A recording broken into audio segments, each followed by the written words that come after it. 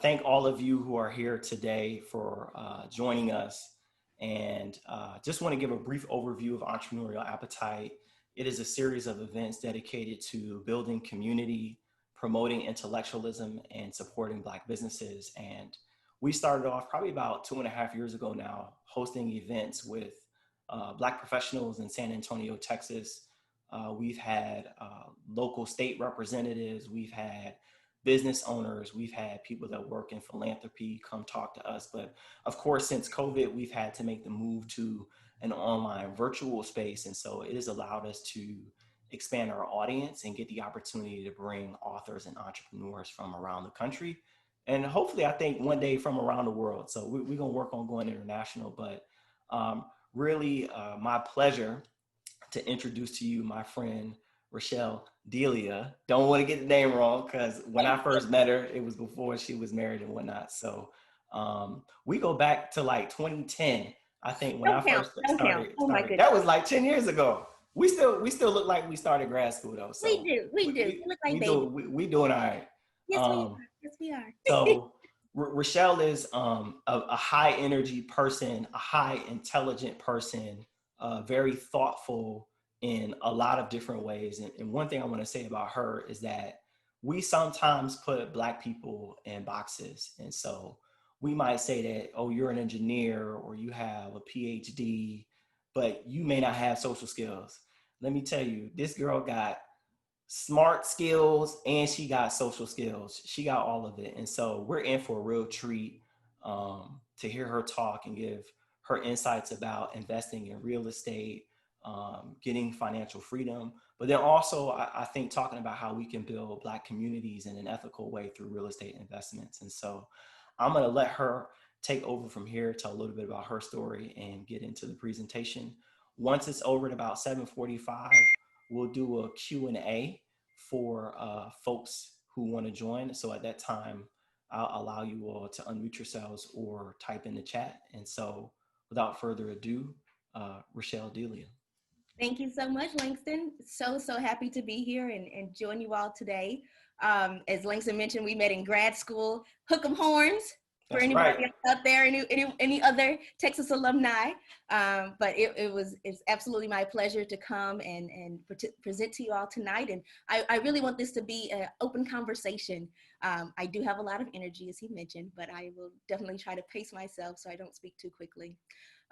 If any of you are like me, my favorite thing in the entire world is to feel smart. And I tell you, I had to take an honest look at everything that was going on. So as Langston alluded to, my background is in chemical engineering. So bachelor's and PhD chemical engineering. And so my expertise is in the built environment, sustainability, and material science. And I just had to take an honest look at myself. And I'm like, I like to feel smart. I like to think that I'm smart, but there are a lot of people that are way dumber than me, that are way richer than I am. Why is that, right? And so when you look at those things, it's like, okay, there are things that people know that I don't necessarily know, and there's something that I can learn. And so that kind of got me down this path of really looking and researching as to what were the best, most proven wealth building vehicles. And I just kind of kept landing on real estate investing. And this was right about the time when I was finishing undergrad, and I was really just trying to figure out what can I do to really accelerate my wealth building so that by the time I am my age now, had a really strong footing. And so, like I mentioned, real estate investing came up over and over and over again. I ended up buying my first place while Langston and I were in grad school. I don't know if you remember that, Langston. I bought a condo in year one. So age 21, bright-eyed, bushy-tailed. Should have done what she did, but that's the whole me. Listen, I know you talking, but me and my homeboy Tony, you know Tony, we always talk about how we should have bought a house in Austin while we're there. So yes, but it's never too late. It's never too late. So I'm gonna let you finish, but go ahead. No, you're great, right? One of my good old friends from Dallas, Lee Tyler. So good to see you, or at least see you on here. So happy you're able to join tonight. But yeah, so I bought my first place at 21, and it was awesome, right? So there was nothing fancy about it. It was just a little condo, And the whole idea was that I knew, we were getting our PhDs. And so we were going to be in Austin for a really long time. And so I'll get to when I sold it, James. But I knew we were going to be there for at least 5 years. And I was like, man, 5 years is a long time to rent and not have anything to show for it, quote unquote. So anyway, I bought it, got a roommate the whole time. And, I was still a 21-year-old girl. So, this is not like some amazing cash generating vehicle. It all went to shopping, I'll tell you the truth. But what it did was it got me in the game, and getting in the game is the number one best thing that I can tell you. So fast forward a little bit, Langston and I finished grad school, and I go on this graduation trip. So imagine here I am, newly minted PhD, and I'm on the other side of the world, literally in Lisbon, Portugal, and I'm sitting in a hostel because I'm still broke, right? And I get an email on my phone, and it said that I had gotten paid rent. And it hit me in a new way because I had left Austin at that point. I was traveling, and you're telling me that someone is paying me and I'm literally on the other side of the world. The one thought that went through my head is, I have won at life. This is amazing. How can I get more of this? So hopefully you can totally resonate with that. And I was like, this is absolutely brilliant. And so I really wanted to figure out how to do more of this and really see what we could turn this into. So long story short, I ended up getting a job in Ohio and bought a couple of houses when I got here. After about a year and a half, had 15. But the real thing about it is, I remember specifically one Saturday morning, I went out to an apartment complex. And this was previously very dilapidated, vacant. No one had lived there, and it really was an eyesore in the community. And I was like, man, I really want to know if there's a way that I can bring this back online. And this Saturday morning, everyone was doing like totally normal stuff. So children are running across the parking lot, parents are sweeping the stoop, yelling at their children and all those things. Everyone's like minding their own business. But for me, I was like, this is an entire community. This is where people's lives happen. And this is where they live. There's nothing more precious to someone than where they live. And at that point, that's when real estate investing really transitioned from just numbers on a balance sheet and money where I can travel to like, this is a way to impact people's lives and really be able to pay it forward in a way that not only enriches your own life, and of course it's going to be profitable, but it really is something that is more, it's more than just numbers on a balance sheet. Again, it really is a way to pay it forward and really be a steward in that community over the long haul. And about that same time, I got introduced to a young man named John Delia, who was a young real estate developer. And this guy was firecracker. He still is. Unfortunately, he can't be on tonight because he's on another Zoom call. But he had started his own real estate investing firm at 21. No, he started his at 19, I'm sorry. So he beat me in that regard. And he was what was known as a real estate syndicator, which means that he got people together to buy apartment buildings. And it was so interesting because I had never heard of anything like that.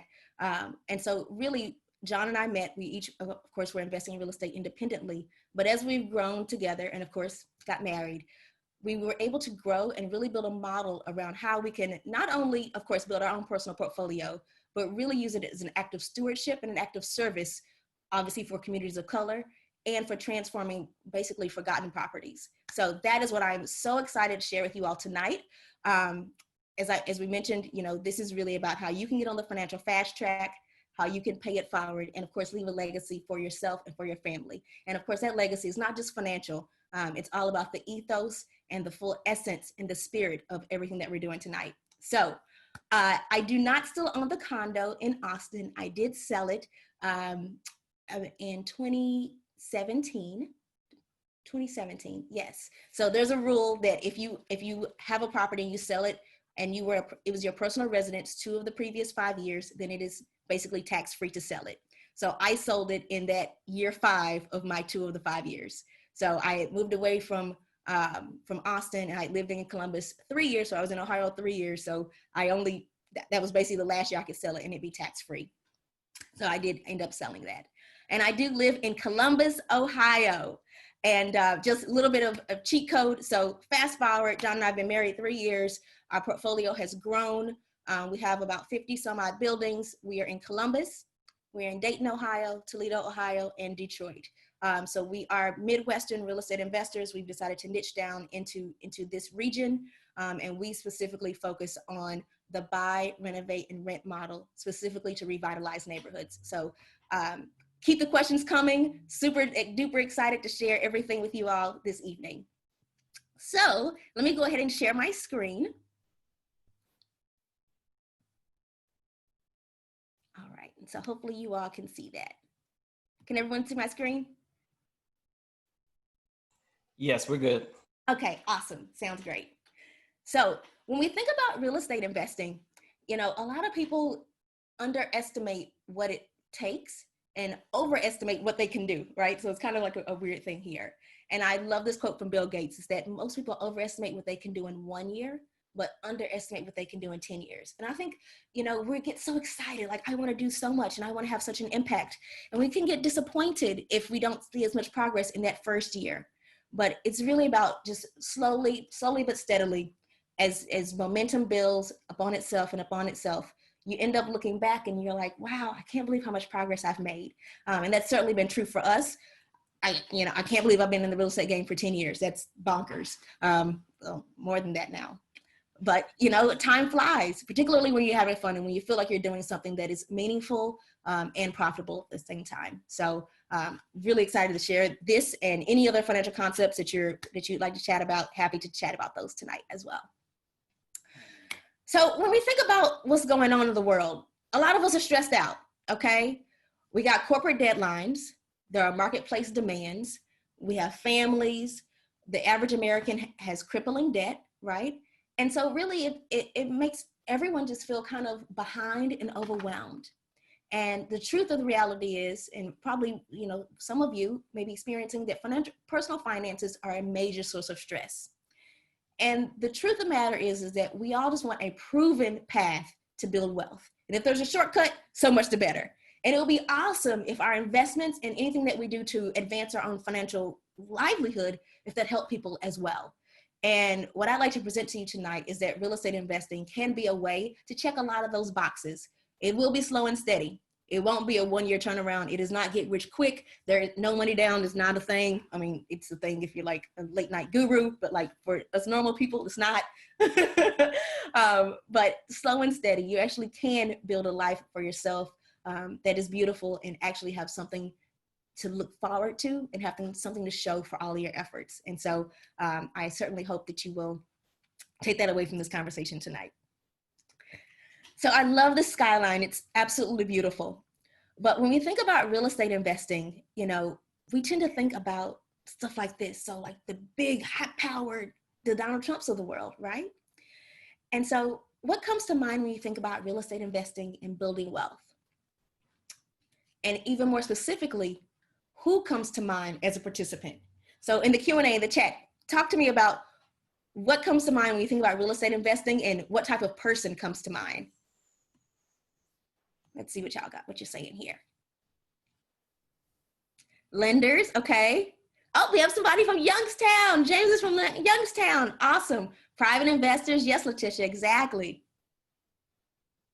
And just before the chat goes up, Tiara, yes, the sell a home tax-free rule is a national rule. So basically that is a federal IRS regulation that you can, anytime you sell your personal residence, which is a house that you live in, you sell it tax-free. And that personal residence doesn't mean you have to live in it at the time of sale. It just means that you had to live in it 2 of the previous 5 years. So yes, that is an IRS rule. Think of hard money lenders, homeowners, all those things, exactly. But typically when we think about real estate investors and building wealth, we don't think about normal everyday people, right? And so traditionally in real estate investing, we think about the wealthy elite.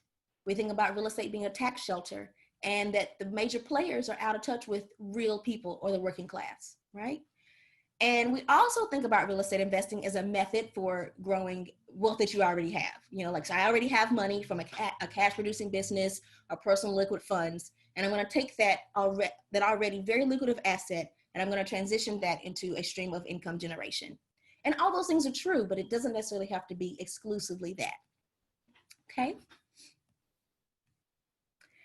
We also think that traditional real estate investors tend to be closer to older adults, mid-career or later.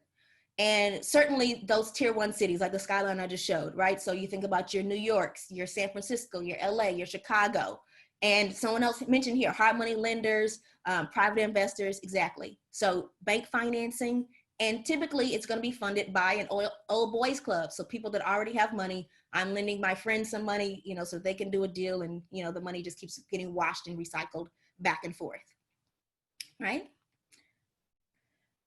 So when you take all that together, what that means practically is that real estate investing can be difficult to access. It can be very selective about who can participate. The information on where are the best deals, how to find them, how to finance them is really controlled by a select few, and it's not very transparent. It's known to be very expensive, and there are very limited points of entry if you don't have personalized guidance. I can tell you these are all true to a certain extent. Some of the best deals we've gotten are what they call pocket deals, which is, Langston, you're my friend. We've been friends 10 years. So because of this, I'm going to put you on.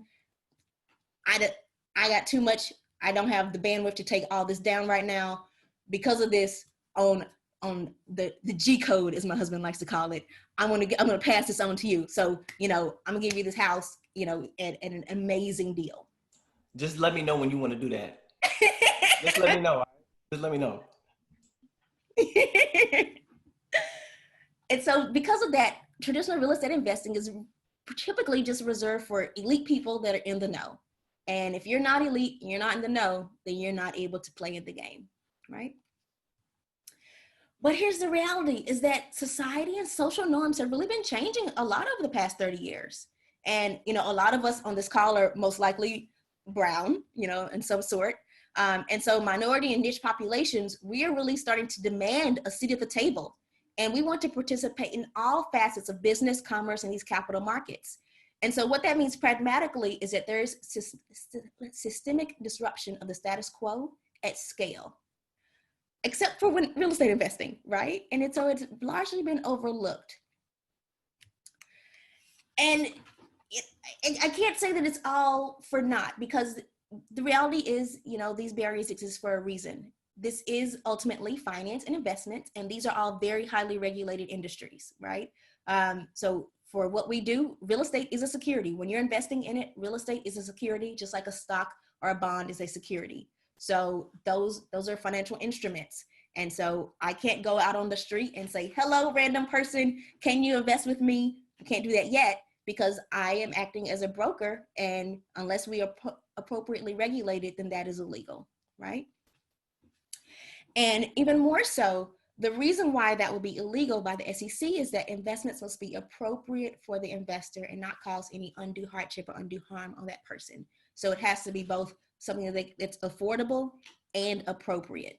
So we don't want to let our eyes get bigger than our pocketbooks or anything like that. So it's very important that we go into this with obviously a level head and knowledge first, right?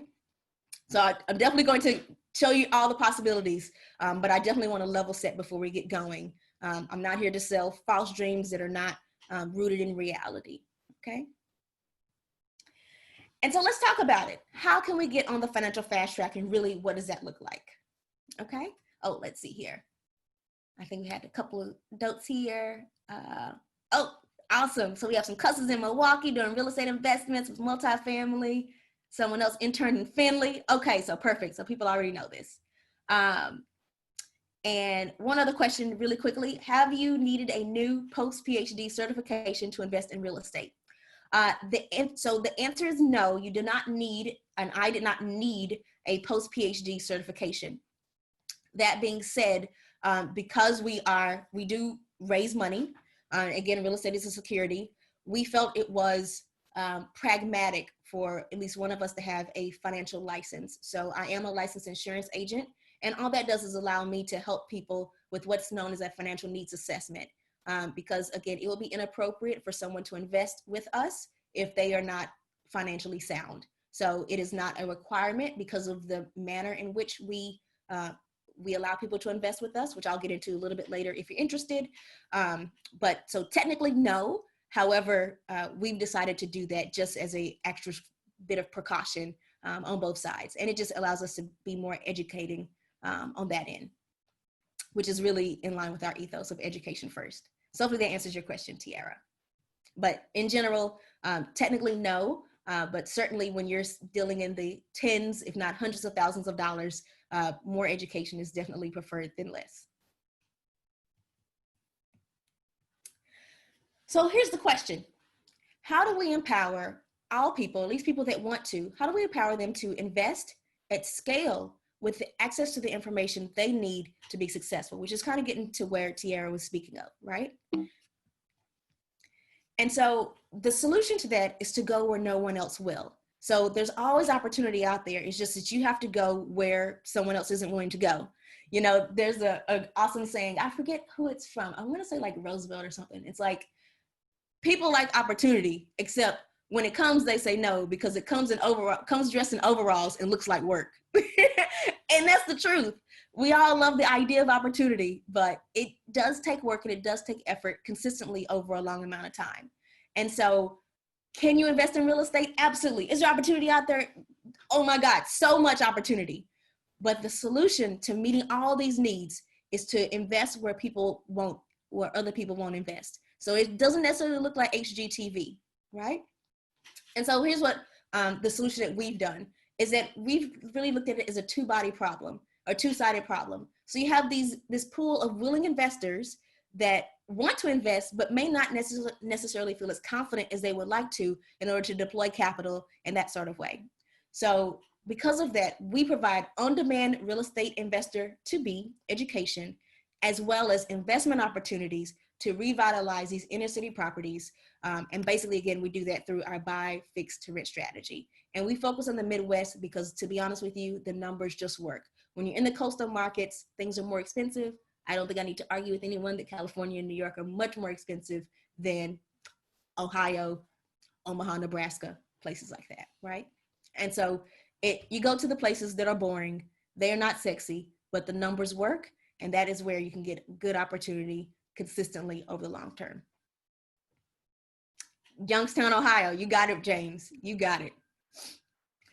And so basically with this model, what we're doing is reimagining what it looks like and who can be an investor and an impact investor. And hopefully you can start to see yourself in some opportunities in what I'm going to talk about a little bit later.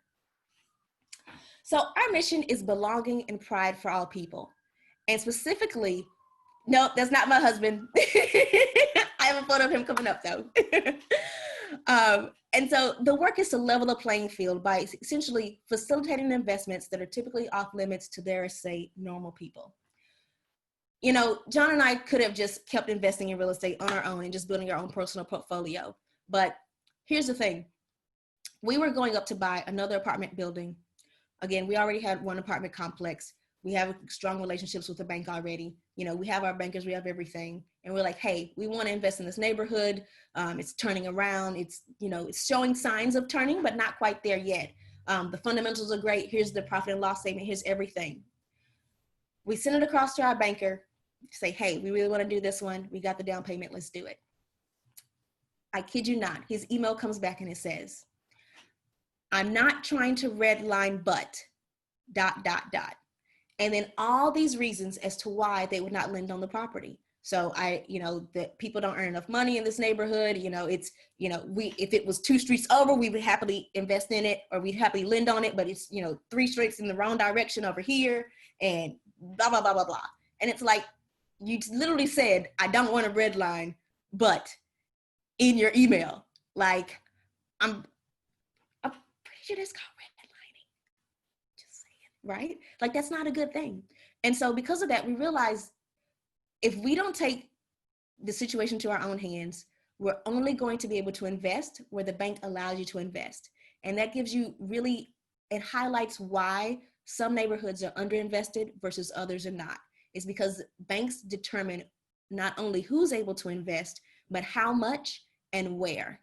And so it's only until you're able to take control and put the money back into your own hands by essentially having a private fund, So yes, basically a REIT you can describe the work sort of like a REIT. So basically at that point, now you unlock all the opportunity and no one else can tell you where you can invest and where you can't, particularly when you're looking at these communities that do tend to be communities of color. So, again, traditional banks, they tend to not lend in these lower cost communities. And ultimately, a lack of investment leads to a lack of investment, right? And so that creates a self-perpetuating prophecy in an undervalued market.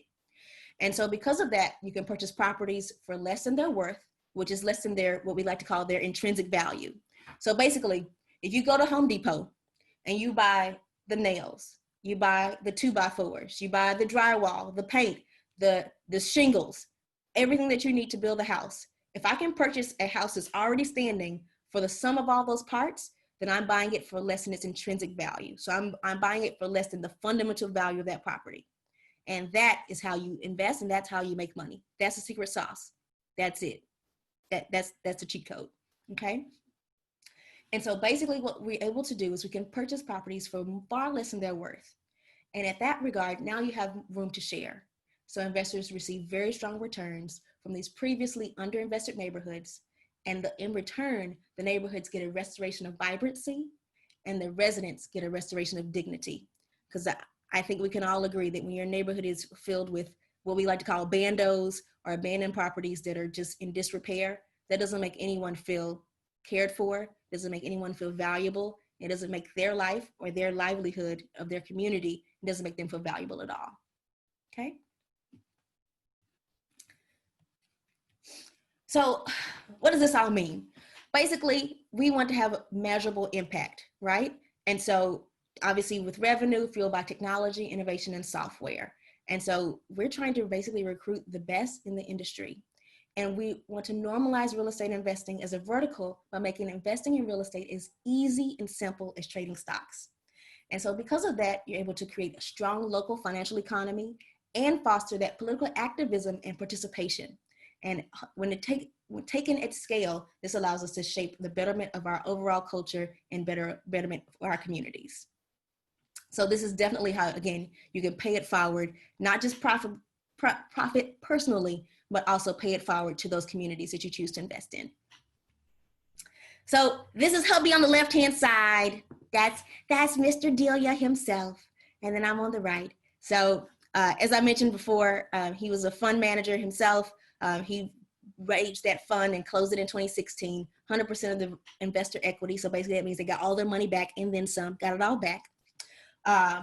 And then I grew my family's portfolio. So I started investing with my parents in the beginning on properties, obviously in 2 states, so Texas and Ohio, and then now Michigan as well. And I like to consider myself a capital allocator. I do have an engineering background, so the numbers are definitely my thing. So what is an expert capital allocator? What does that mean? Basically, a capital allocator means that I help determine where's the best place to put our money. So if I have buckets A, B, and C, how much do we put in each bucket to allow us to go as far as possible? So here's a very concrete example. We live in Columbus, Ohio.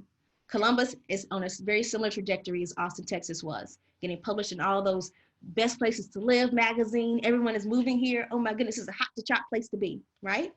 And so you can say, wow, I already live in Ohio, or I already live in Columbus, so I'm going to just invest more here because I just live here already. Or you could take a step back and say, I'm going to put my money where it's treated best and where it's going to come back with the most friends, okay? And so if I have the same amount of money, where else is going to be the best place to put it? And so essentially, we saw the trend in Columbus. Columbus was still a great market. It's still a great market. But dollar for dollar, where we're able to return other cities like Dayton, Toledo. We don't invest in Youngstown because we have some different fundamentals than Youngstown specifically. But some of these smaller markets, even Detroit, they had much more of a growth potential and a growth trajectory. So it's all about figuring out where's the best place to put my money so that it can grow and be as safe as possible. Does that help?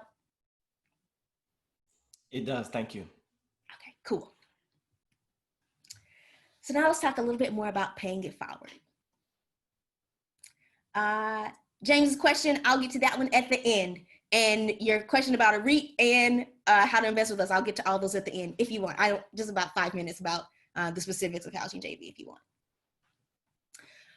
But this quote by Matthew Desmond, I think is the most visceral when it comes to really where there's opportunity. And basically, he says that he doesn't think you can address poverty unless you address the lack of affordable housing in cities. And so basically, we're just trying to take it one step further. So far, we've talked about how you can profit and how that micro community benefits from having that local investment. Now we're going to take one step broader and say, what's going on a macro level, and see how you as a potential investor can play and really pay it forward on a larger scale. So this one is talking specifically about Central Ohio, but this can certainly be extrapolated to other markets as well. And essentially, wherever you choose to invest, you're going to want to have very data-based decision-making. So just very high level, we tend to look at job growth. We tend to look at home prices. Are they rising or are they falling? Are they staying flat? What commercial opportunities are available? Is there a rise in renter type housing like apartments, or family type housing like single family homes? And are there any other third party publications that are really drawing attention to this market? So in this case, Forbes ranked Columbus as one of those great places to live. But on a higher scale, there's an affordable housing crisis. And this is not just something that's happening in the United States. This is something that's happening worldwide.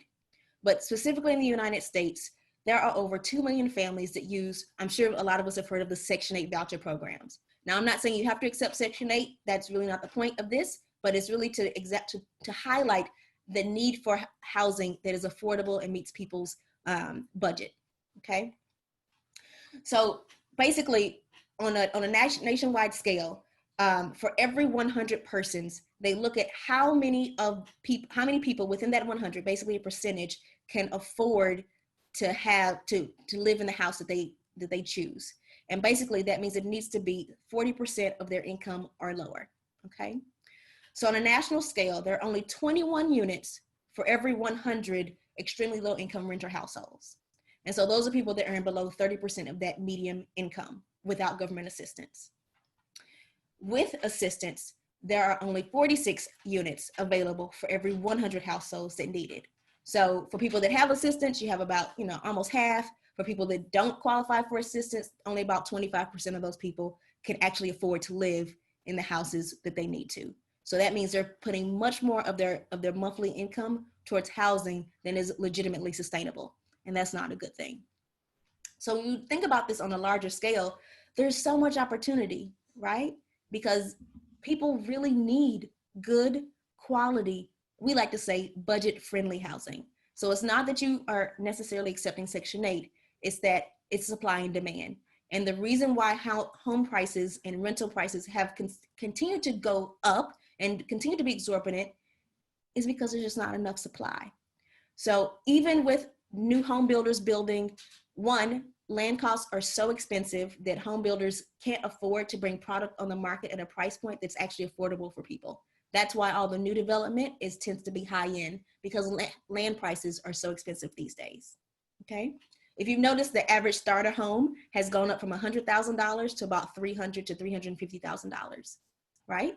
And that's because land costs are so expensive that by the time they finish the full development, that's where that first entry-level home price point, that's where it has to hit in order for it to pencil out for them. It's just not that affordable for builders to build. Meanwhile, you have all this shadow inventory, which are basically homes that are still left over from our last recession in 2008, where people walked away from their houses, right, from their homes, particularly in the Midwest, definitely still suffering from that. So you have quality housing stock that has excellent proximity to downtown, that you can basically refurbish and revitalize for much less than the cost of building, not even to mention the sustainability aspects from an environmental standpoint. Okay, so with that, we can envision a world that's inclusive of our communities, right? Affordably and diversity, where people can actively seek diversity, understanding, and participation. So we like to think of a very participatory environment. So it's not I'm coming in as, I know what to do, as opposed to what does this community need and how can I be of best service to do that and provide that to the community. So we know that all people should and want to feel a sense of belonging and pride in their homes and their neighborhoods. And again, we think that there's nothing more precious and sacred than your own personal home. That is your abode. A man's home is his castle, right? And so that's why we try to keep our mission very simple. It's belonging and pride for all people. And we start with home. But we understand that access to housing, is also fundamental to our health and well-being, right? Housing is one of those critical outcomes of the social determinants of health.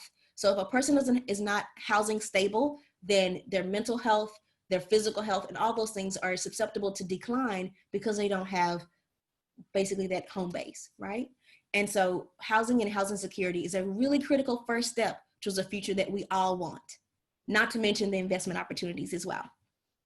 So as I mentioned, I just want to present to you all that, you can use budget-friendly housing as a vehicle to positively impact families, neighborhoods, and everyday folks who want to just grow their disposable income in a way that aligns with their values. So we are those everyday folks, and it's about putting your money and investing where you're like, this is going to help the people that I want to help the most in the way that I think would actually be complementary to the community.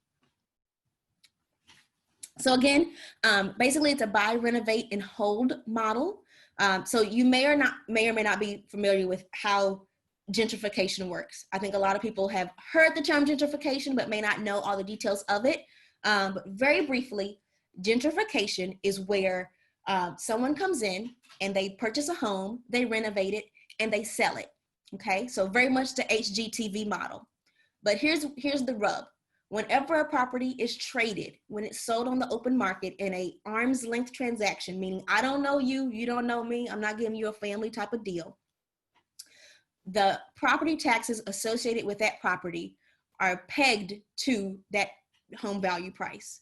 So property taxes are a percentage of home value. Whatever it sells for is that new fair market value of that property. So therefore, the property values are increasing.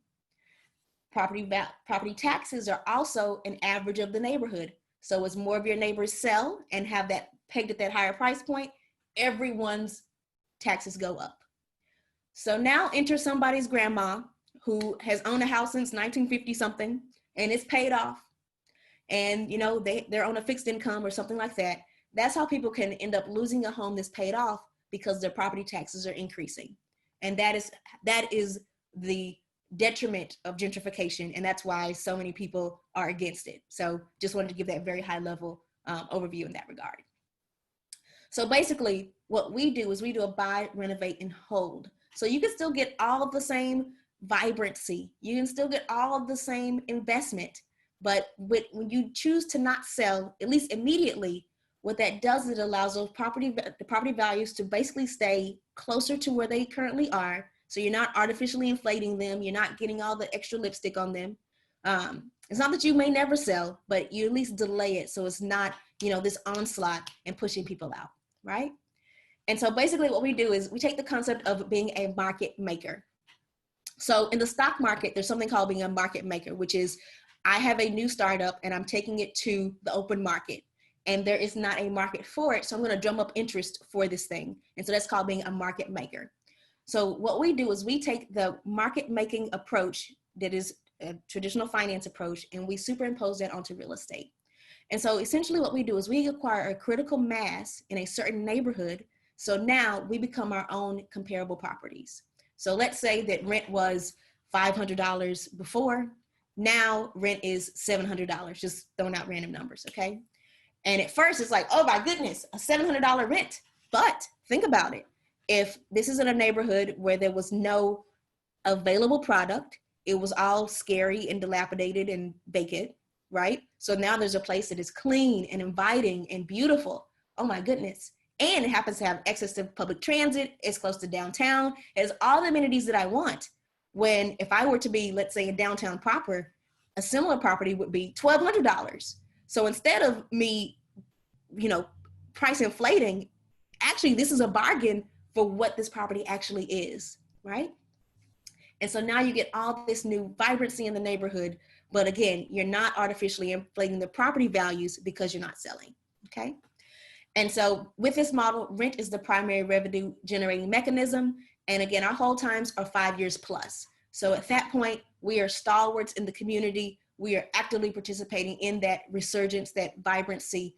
And yeah, so it makes everyone feel like, wow, this is a good thing, right?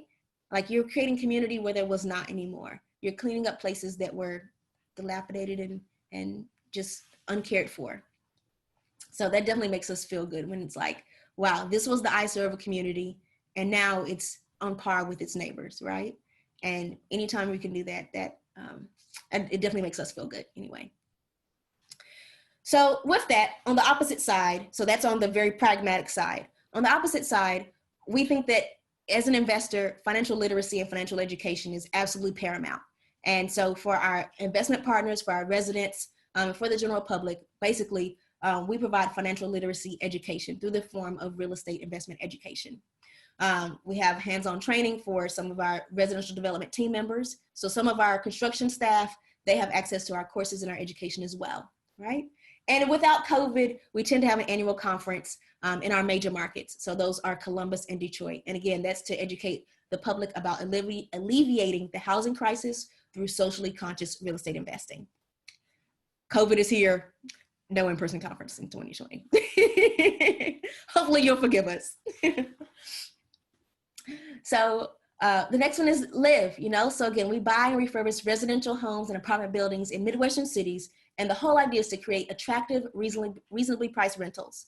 We want to maintain them for a minimum of 5 years. That way we stabilize prices in these urban neighborhoods that are experiencing very rapid growth. So we allow it to kind of slow down. If there is any gentrification or flipping in the neighborhood, we're going to slow it down because we're not participating in that, right? We're just renting out the house. It's not trading. It's not pegging those property taxes up and really contributing to that overall raising of values. And then, of course, when you're investing in housing, you affordably help anchor families that otherwise would be forced to move more frequently or to a different neighborhood. And we really try to focus on housing that is within walking distance of public transport and have good access points. Because, a lot of the people that we rent to, they don't necessarily have their own personal transportation. So having access to public transit is very much a paramount. And with that, we definitely strive to source employees from the neighborhoods in which we develop, right? So you get your handymans and things like that. And we do our best to dismantle barriers to work, not just accommodate the status quo whenever we can, okay? And so altogether, that means that we can help create engaging gathering places where people with diverse backgrounds can come together and enjoy life's simple pleasures, right? So anytime there's access to public parks, recreation, anything like that, we can just bring additional beauty in mind, so much the better. Okay, so I think that's good. Okay, so next up, now we can talk about leaving a legacy. So let me just pop into these comments here and see what we have. Okay. Uh-oh. Oh, no, husband's calling. Let me decline. Let me tell him, I'm still on the call there, sir. How about that? Okay, cool. Sorry about that. He must have finished his call. Let's see here. Do city assessments help prevent these spikes in property taxes? City assessments of individual homes. So those city assessments, those are what increases your property taxes. So basically things like, I know you got a new roof. I know that you are doing a full-on renovation of the property. Those things increase the property taxes, but not to the extent of selling the property. So if I'm a homeowner and I redo my bathroom, okay, that might be a $5,000 increase in the property value or something like that. But if I've redone my bathroom, my kitchen, and painted the whole thing and, staged it to look all HGTV ready, essentially now that could be a $50,000, $60,000, $100,000 total value of the property increase. And so when you talk about property taxes being a percentage of that home value, that's where those property taxes really start to increase. So hopefully that answers your question, Amber. Tiara says that was the most succinct but comprehensive description of gentrification. Thank you, appreciate that. Letitia says, when you renovate much older homes, how often do you replace the plumbing? Very often, Letitia, particularly, we're in Ohio, which is the Midwest. So a lot of times there are crumbling pipes and things like that. So we tend to keep as much of the integrity of the property as we can. And I'll show some photos of that a little bit later on in the presentation. But we do tend to replace piping as well as upgrade the electric. A lot of these, again, we're in the Midwest, so a lot of these properties have knob and tube wiring and cast iron plumbing that may have tree roots inside and all sorts of other things. Let's see here. Uh-oh. Can you go back to page? Can I go back one page, miss the page before leaving a legacy? Sure thing. That was Thrive. Okay, sorry, I went over that. I'll go over that one just shortly. Jay Mason says, what do you do with properties after 5 years? After 5 years, we can sell them. We can sell them or we can keep them in our portfolio if they're still performing. So I like to think about real estate investing very similar to the stock market in the sense that after a while, a property has, I don't want to say doesn't need you anymore, but it doesn't need you anymore. I guess is the best way to describe it, right?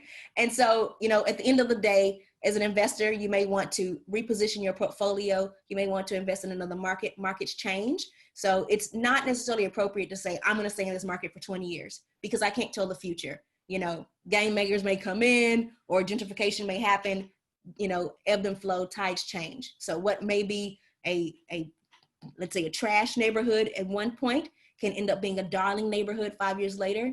And then 5 years after that could, not be in favor. So you still want to have the ability to kind of ebb and flow with what's going on at that very localized city level. So 5 years is a very good holding time.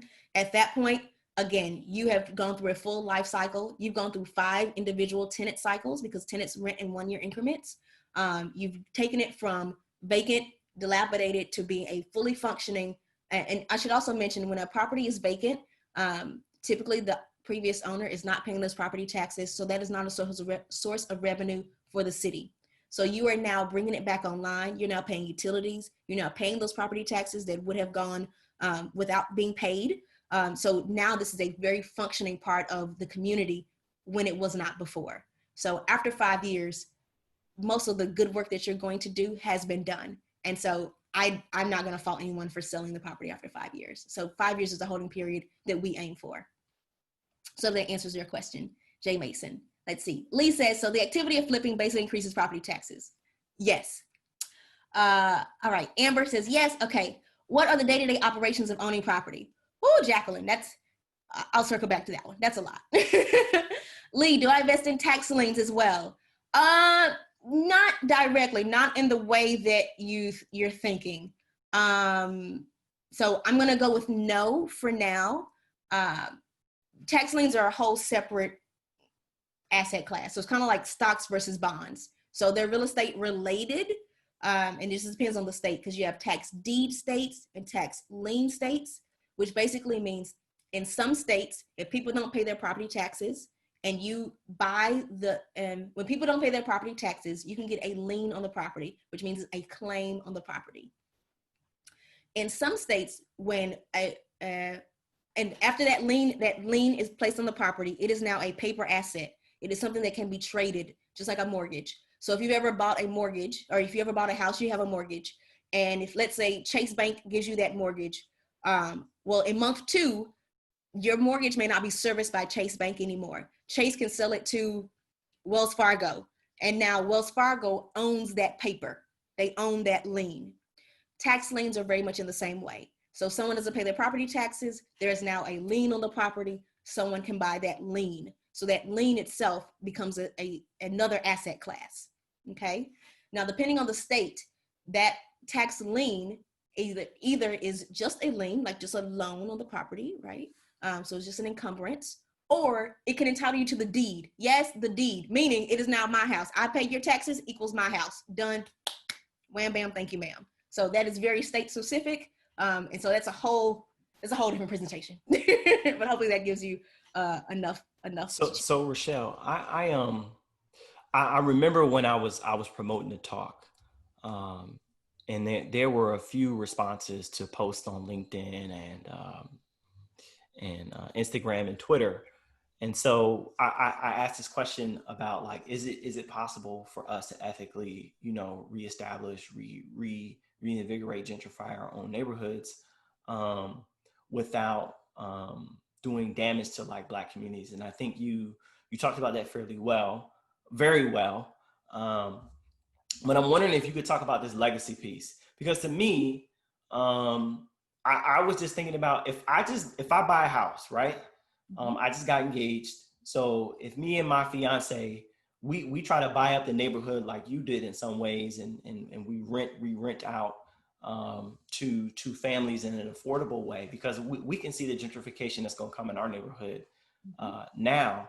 And so I'm just, the thing that came to me was like, if we just have our finances together, we have a will, we have life insurance.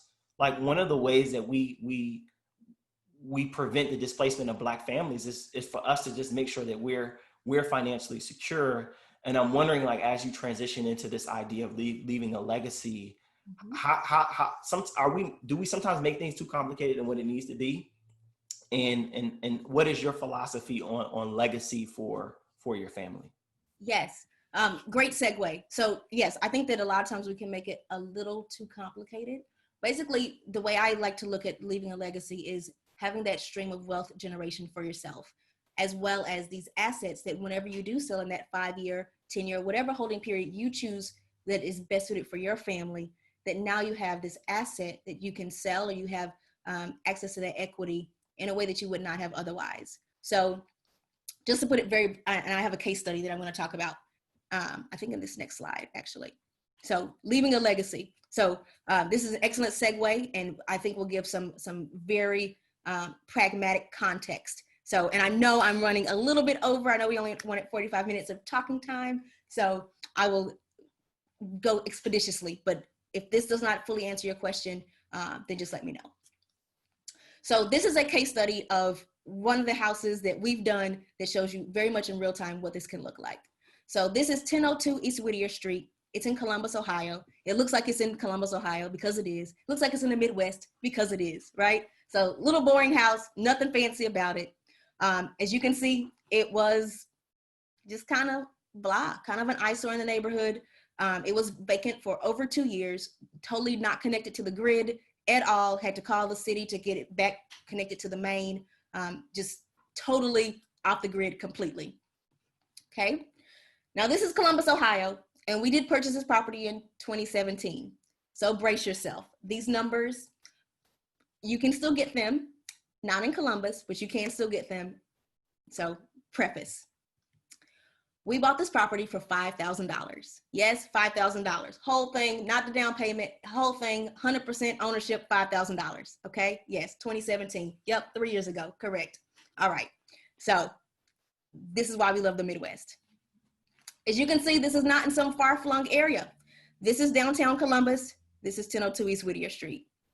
Very close proximity to downtown. I know, Langston, I know. 2 bed, 1 bath, 1,000 square feet. So I want to say this again. So you and I have lived in 2 of the same cities that I know of. So we both lived in Austin. Yep. And when I was in grad school, I should have bought a house then in 2010. And the year before that, I was in Columbus because I got my master's from Ohio State. And while I was there, I was a school teacher. And even on the salary I had, I could have afforded to buy a $5,000 house. Yes, sir. And I didn't know. Correct. So this wasn't even that long ago. So imagine what you could have gotten back then. Right. And that was when the decline was happening. Correct. Oh my goodness. Correct. So yeah. So that's why I had to preface it. Yes, you can still do it. Yes. Even in 2020, we have bought houses literally at, November 19th. We bought a house last week for $4,000. So can you do it? Yes. Is it possible? Yes. All these things. Are they all gone? No. Okay. So is it possible? Absolutely. Am I telling you to buy $5,000 houses? Not necessarily. You don't have to do that, but just saying, if you want to, you can. Okay. Obviously it's a $5,000 house, so it needed a lot of work. So we put 34 grand into it. Okay. So that's a total of invested equity of $39,000. Okay. So on that $39,000, we were being conservative and we said, this should be worth just about 80 grand, $79,000. Okay. So not going to do anything too crazy with it. We're going to hold it, hang on to it, see what's going on. So that would give us basically $40,000 worth of equity. So essentially doubling your money. So this is how you start to build that legacy, because you put 40 grand into it and now it's worth 40 grand even more than you've put into it. Excuse me. Then it gets even better because this is a rental property. So we rented it out for $800 a month, which is $9,600 gross. So in terms of a rate of return, that's almost 25% as your annual rate of return. That's amazing. What do your savings account give you?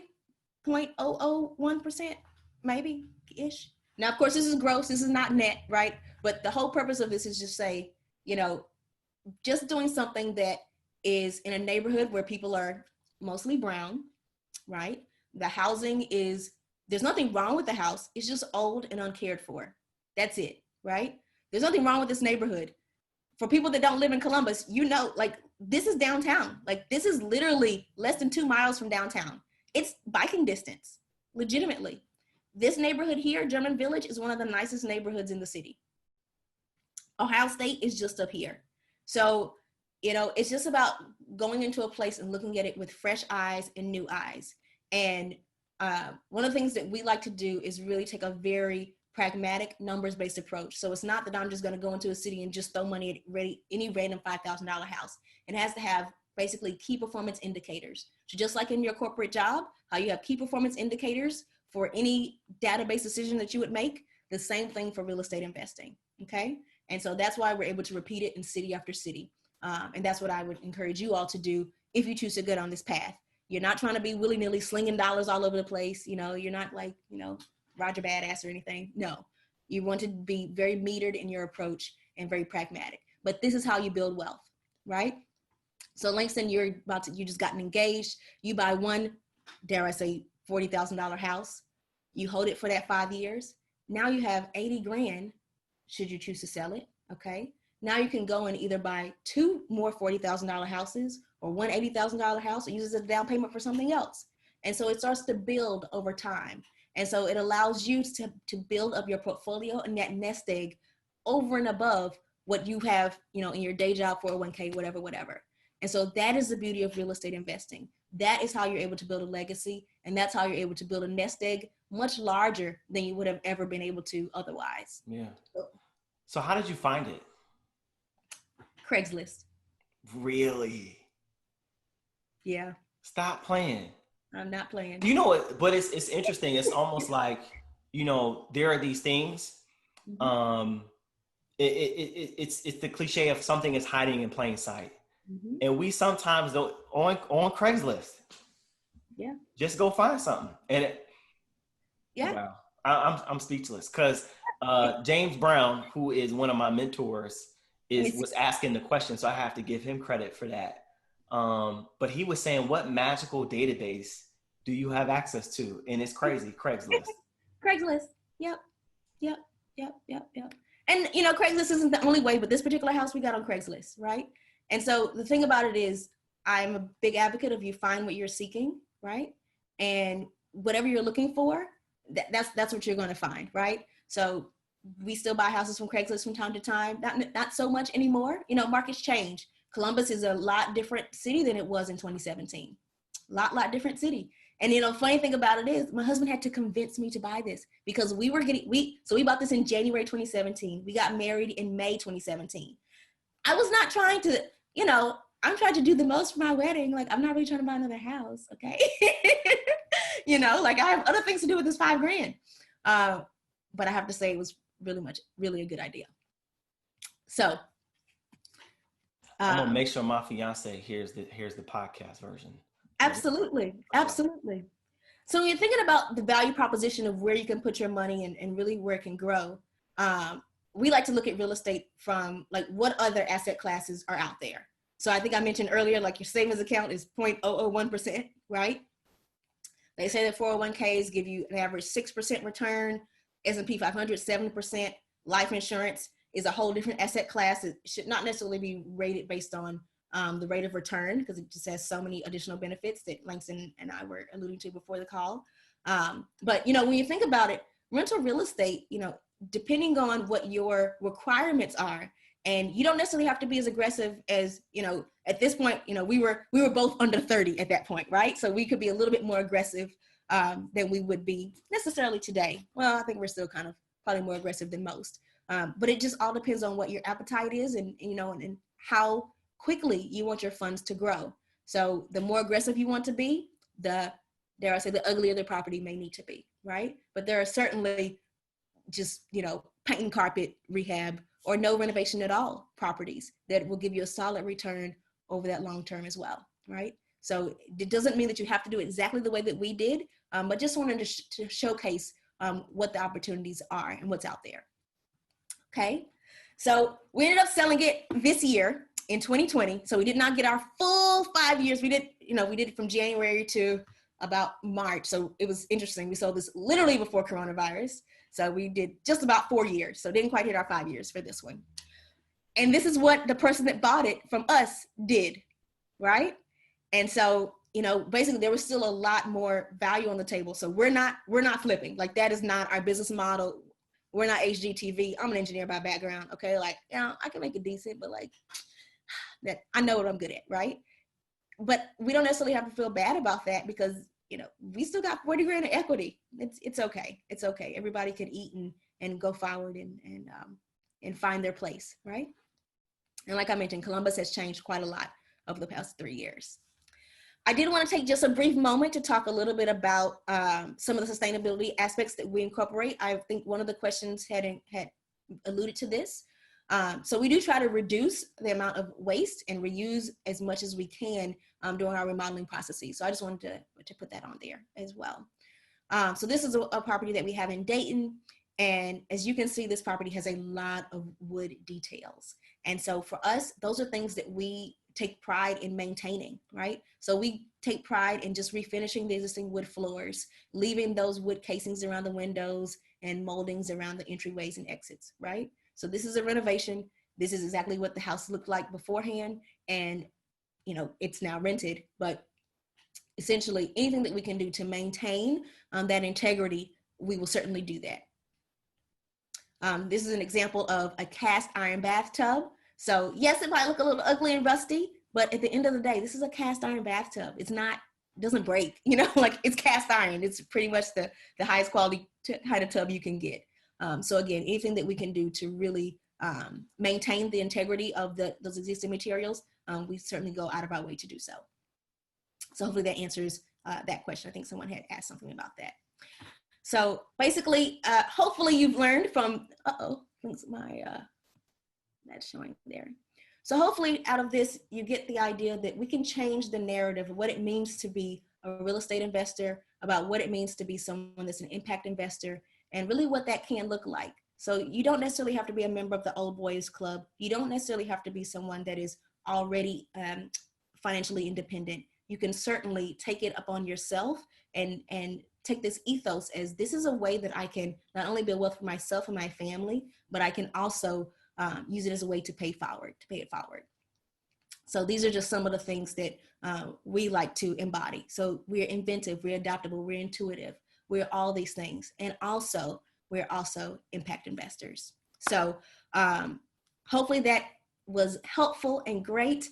If anyone has questions about Housing JV specifically, I do have a couple of slides about that, but I think this is probably a good place to take a break. So hopefully that was good, Langston. Yes, thank you, Richelle. I think there are a lot of follow-up questions that people have. Sure. And so what I'm going to do is, because we have so many questions in the chat, I did just to let y'all know, I did put the website in the chat, so you should be able to see it there. And then what we're also going to do is we're going to put a link to where you can purchase the book. Yep, let me put it right here.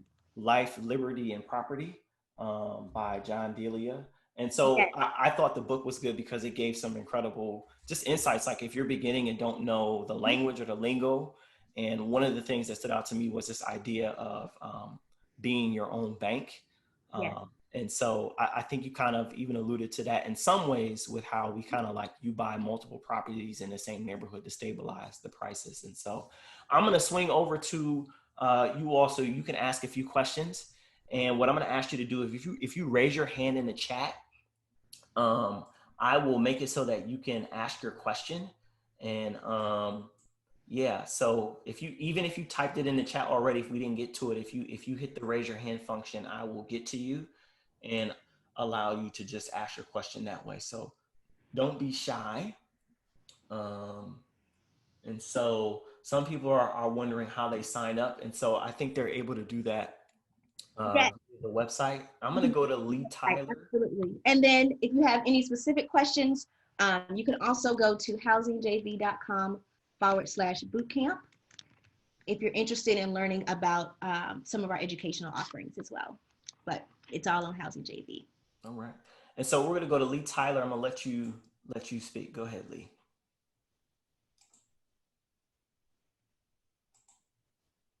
I think you have to unmute yourself. There you go. Can you hear me now? Yes, sir. Hi, Richelle. Hi, Lee. Long time no see. How are you? Well, how are you? I'm doing You still look the same. Don't tell them you've known me since I was 12, okay? I know, right? Hey, so I saw this question come in the chat about Fort Worth, and as you know, growing up in Dallas and DFW area, what is your thoughts as far as the market? I mean, I know you're in Columbus, Ohio, but what is your thoughts as far as the market here in the Dallas-Fort Worth area? Oh, I think DFW is great. To be honest, I think that Dallas is probably a little too saturated, like down in the downtown area. Right. I think back when we were children, Fair Park would have been amazing. Fair Park is done. It would have been perfect. Right? Right? Fair Park would have been great. We are 30 years too late for that, at least 20, right? Right. At this point, I would go someplace like Killeen, a little bit far, but you have a military town, which means you have a constant flow of new residents that are coming in. They are on a fixed income, so to speak, and the price to rent ratio is so attractive there. It's ridiculous. I also like hidden places, kind of like Waco, although Chip and Joanna games are making it really popular. Yeah, it is. It's getting really popular there. But Waco is really awesome. And when, I lived in Austin, so I definitely looked at the whole Dallas to Houston, like 3-hour radius around Austin coordinate. Right. I didn't see anything as good as Killeen. That's my, I would say Oak Cliff, as a neighborhood, but it is now, I think the appropriate term is the gayborhood, in the sense that there are a lot of same-sex couples that are coming in and can pay a price premium. So, that used to be a place, for people that are not from Dallas, that's a neighborhood that I actually grew up in, and you could buy a 3,000 square foot 4-bedroom home for $40,000, legitimate all day long, that was not in disrepair, like totally. You might have ugly carpet that was still blue, but it was perfectly fine. Those houses are now going in the 300,000, which is not ridiculous, but for Texas, I just don't see a lot of headroom there. For Oak Cliff, that's ridiculous. Exactly. For Oak Cliff, it is. But, the thing about it is I try to look at places as if I was not from there. So where would you turn your nose up? So there are probably some places in Fort Worth that are still thought as like the hood that are probably really good, right? Pleasant Grove, I haven't been over there in a long time, so I don't really know what it looks like. But I'd probably say places that you'd probably be like, where are you gonna live? That's probably the place to invest. But that was definitely an area, Pleasant Grove. I didn't think of Killeen, so that's something I would definitely consider. But going kind of that west way, and I was actually thinking about going more east as well, because just from Pleasant Grove, Mesquite, going out further east towards Forney and Rockwall, that area. So check those out. And again, I have not invested in Dallas. I've just looked at it as a market. But I think I'm not sure about the quality of housing in Mesquite specifically, in the sense that I think that some of the major builders, so this is when you're looking at a market, you want to look at who were the primary builders that built those houses, and what was the quality of materials that they used. And so I'm not sure that the quality of materials used in the majority of houses in Mesquite is actually worthwhile. So that's the nicest way I can say that. Okay. Understood. Thank you, Lee, for your question. I appreciate it. If there are any more questions, please raise your hand and we will try to get with you. Sierra Murphy, an entrepreneurial appetite veteran and sometimes host, has a question. So I'm going to allow you to talk and unmute your microphone and we can hear from you. Hi, can you hear me? Yes. Hi, Sierra. Okay, hi. How you doing? Nice to see you. Nice to meet you. Alrighty, likewise. So my question was, have you had to deal with any type of squatters or people that didn't pay rent for 3-month plus period? Yes. So 2 separate instances. So I've been in the game for 10 years, so I've seen a lot. Squatters are something that I would say that's a very location dependent phenomenon, in the sense that we invest in Detroit. Detroit is the home of the squatter, okay? So have we had squatters in Detroit? Yes. What's the best way I can describe this? We try to go into neighborhoods, and we're not trying to, I'm big bad, landlord, come get out. No, you say, hey, and I don't do this. This is a husband job, right? So full disclosure. So basically, in the situation of this particular squatter that I'm thinking of, it was more than a squatter. It was the trap house. We accidentally bought the trap house. People were not just dealing drugs. They were the drug lord. Kingpin, Mr. Man was in our house. Like we accidentally we thought we were buying 123 Main Street because it looked great. We actually bought 124 Main Street instead. Yeah. So we actually bought the drug house. That was, not so great. And it was a thing. But basically, knocked on the door, made connection with the person, went up the chain to head kingpin drug dealer man, and said, hey, I understand that you're a businessman. So am I, speaking in John Delia's voice. You don't have to go somewhere. You just can't stay here, right? And so we made an agreement that they were going to be out by a certain day. And thankfully they were. What did they do? They moved across the street. Was that ideal? Not necessarily, but at least they weren't in our property. I should also mention that my husband and I both have our concealed carry. So there's that. In terms of people not paying rent, so we try to have a very professional relationship with our residents. So obviously coronavirus is here. I think that the media has really talked a lot about people not being able to pay their rents and things like that. Have we had people that lost their job? Yes. Have we had people that could not pay their rent? Yes. Have we had people that are sucking the system? No. And again, we have a very professional, I would like to say, professional property management system. So we decided to invest in having our own property management company. So we have that separate from everything else. And we are very proactive in taking care of our residents should anything happen. And we're very proactive in communicating resources that was available through at the county level, and the state level, and citywide with coronavirus, to the extent that we added a full page on our website of all the different resources, everything from here's how to get rental assistance down to here's how to get food should you need it. And then we did specifically ask, if you lose your job, let us know immediately. And then we even applied on their behalf for some of the assistance programs, because as landlords, we have basically accelerated access. So has it happened? Yes. Do I have horror stories? Not as of recently. Back in the day, yes, I've definitely been crying and, all of those things. But at this point, we have a very solid lease. We have very solid policies, just like any business, right? You need to have policies and procedures in place for everything. And once you have systems, then systems run your business. Real estate investing it's just like any other business. You need to have systems in place for if this, then that. So if you don't pay the rent, then this is our eviction process. There are no changes in that regard. So hopefully that answers your question.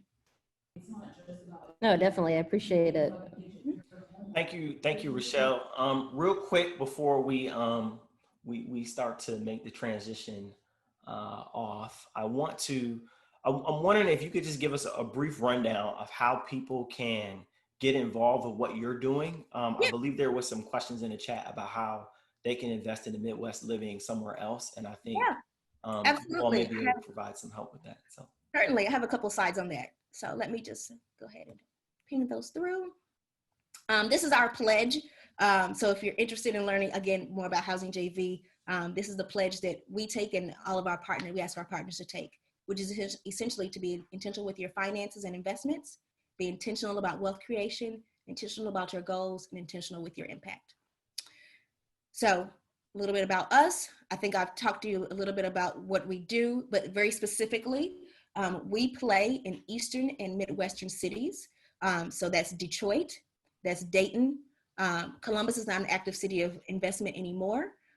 We do have some investment opportunities in Toledo, but most of those are in Detroit, and Toledo is, I mean, they're very close to Detroit, so you can kind of consider those suburbs of each other. We also like Camden, New Jersey, and Savannah, Georgia. In addition to actual investment opportunities, we have our flagship courses as well as an investment fund that persons are able to invest in. And we do tend to target the mass affluent millennial as our target customer. And so basically what makes us different is that we've built wealth for ourselves using a proven path. So, you know, Langston and I are about the same age. So I'm 34, and I think our portfolio is about $4 million, maybe in some change today. I don't think I could have done that. Definitely could not have done that without real estate investing to do so. And so we have the experience, and so we can pass this on to our peers. And so our core product offering is that we have, on one hand, on-demand real estate education. And so we consider this done with you investing. So our primary ones are our real estate investing boot camp. And that is either a residential one or an apartment boot camp. And you can go to housingjv.com/bootcamp. We have a mini webinar. It's only about 20 minutes or so. And if you like what you hear and you want to learn more about it, you just listen to that webinar, and then you can schedule a call, schedule just a time. It goes directly to my calendar, and I'd love to chat with you about that. There are some folks that are already investors and just want to hone their skills. And so for them, we do have a construction boot camp as well as a property management mastery. So that's for helping folks that are already in the game and they just want to kind of hone their skills, but don't need the full soup to nuts. The residential and apartment boot camp, that is really for, I am 100% starting at the beginning, or I want to make sure that I'm doing it right from the beginning. So really beginning with that end in mind, understanding, and we basically help you build your real estate investing business plan. And we have to be selective with who takes this boot camp because I can't make this promise, but basically everyone that takes our boot camp, they have invested in their first property within 6 months or less. And so that is a very strong, dare I say, guarantee. And so we need to make sure that you're, you know, in the right mindset in order to be able to do that. Because obviously I can't say you're going to invest in 6 months or less when you're really not about that, right? And then we also have a course on generational wealth building. So outside of courses, if people are interested in investing with us, which is essentially done for you investing, then we are raising a fund in Detroit. So we do own quite a large amount of commercial real estate in Detroit. So we have over 70,000 square feet of commercial warehouse space, apartment buildings, and things like that in Detroit. And so we are raising a fund where people can participate in that. Very specifically, there are lots of ways that you can invest. You can invest directly, which is essentially you just write a check out of your personal checking account, and those gains or losses would flow through your personal tax returns. So this would be the most similar to investing directly, in that it offsets any income or any depreciation that offsets your personal income taxes. A lot of people do choose to invest with their retirement funds. So this may be something you may or may not be aware of. But if you have a 401k from a previous employer or a Roth IRA or something like that, you can actually invest in real estate with those funds. You can't do it directly. So you can't say, I'm going to take my IRA money and invest in real estate. You have to invest with a third party. But if you have those funds, you can certainly do that. And that's called a self-directed IRA. And I would say that's probably the most common way for people that are more tax conscious to invest with us. And so depending on if it's a Roth or traditional, it can either be tax deferred or tax-free returns. And so basically it adds diversification to your portfolio outside of stocks. And so this is an active raise. And so certainly we'll be happy to chat with anyone that would like to learn more about that. So I think that's all I'm legally allowed to say. Again, real estate investing is a security. So I can't be like, bring all your money to the yard. I can't do that. Yeah, so we don't want you getting in trouble now. Right. So because I need you to give me that hookup on that house. Because if you can't handle a house, I need you, just pass that along. It has happened more than once this year. So for sure. And I'll just put my email in the chat as well. So I forgot the JV. Hold on. Lee says him first. He's like, I know he's known me longer. So yeah, so those are the ways that that you can invest with us, and I think that's everything. This is a photo from our last conference when we were able to get together in person. So, All right. So, Richelle, thank you again for coming. It was very informational. I think even some of the posts, like I said, that I was making from the book on social media, people really sort of gravitated to. For those of you who are with us, I just encourage you at least to just check out the website. And if you're interested in learning more about housing joint venture, check out the book. But then also, like, if you schedule that call with Richelle, she'll talk to you. So don't be shy. No matter where you are, what span you are in your life, I think her wisdom is credible and needed. Like I think we have a few graduate students on the chat today, like on the call today. So I think even they can benefit from your wisdom making that transition. So absolutely. I got started in grad school. yeah, It's absolutely possible. So before we all leave, I want to see if I can share my screen with you because I want to talk about. Oh, it looks like I put my thing only in the panelists, not everyone. I'm sorry. Let me go ahead and do that. And I think they are asking you, Langston, to send it out in email as well afterwards. Okay, I'll do that. I'll do that. So yeah, I'm gonna share my screen. Let me see. Do I unshare? No, you good. I think I'll stop you. I think it should stop you. Oh, I can see all your stuff. Here we go. There we go. And I'll share mine. So next week we're having another session with a real estate investment person. Her name is Kendra Barnes. She's a local. Yeah, y'all. You know her? Mm-hmm. Okay, like it's a whole community of Black real estate personalities. Yep. So He was one of the speaker at our conference for 2020 before COVID. Kendra is definitely one of them. So you can scan the QR code there to register on the Eventbrite. Also want to thank those of you who made a donation. The donations that you give to Entrepreneurial Appetite help pay for the functions in the Zoom, help pay for my ability to get the podcast produced and things like that. So I thank all of you for your support. Typically we do a Black book discussion, but Kendra has a blog. And so I've included her blog in the Eventbrite for people to read some of her work and her wisdom. And so her company is called The Key Resource. And so next month's talk is going to be The Key Resources to Building Wealth, a conversation with Kendra Barnes. Had to adjust the schedule a little bit because of the holidays. So we're going to be meeting a bit earlier than normal. And so I hope that you all would be able to join us then. Once again, you can use the QR code to get information for joining that conversation via Eventbrite. And thank you all for coming. Thank you all for coming.